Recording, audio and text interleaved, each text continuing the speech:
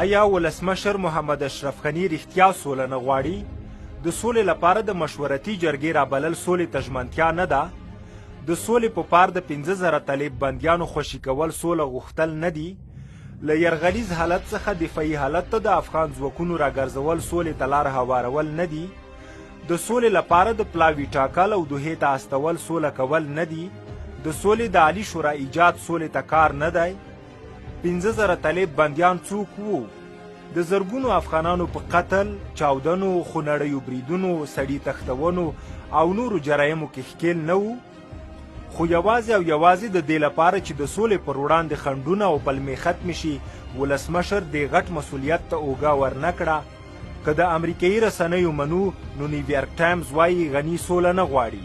واشنګټن پوسټ طالبانو ته د امریکا کمپاین د امریکا پر قربانیو ملنډې بولي. لانګ وار ژورنال بیا د طالبانو لپاره شوی تبلیغ دوی ته د ټرمپ ډالۍ بولي. نیوزویک او نیویارکر تر امریکا وروسته د ناورین خبرداری ورکوي. بیا خو په هر حالت کې د افغان ولسمشر دریځ صلح عموما به صورت منفی تعبیر شده.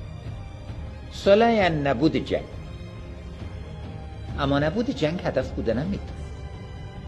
این توقع اقشار ما، این توقع اقوام ما، این توقع مردم ما نیست. صلح آلت است که در او نظام حاکم باشه که دولت وظایف کلیدی خود را بر مردم انجام بده. انسانی، افغانی او معقول دی. نو ولې د سولې د سبوتاژ لپاره امریکایي رسنیو مټې رابډ وهلي دي؟ اوس تاسې ووایاست سوله څوک نه غواړي؟ افغان حکومت او که امریکا او طالبان؟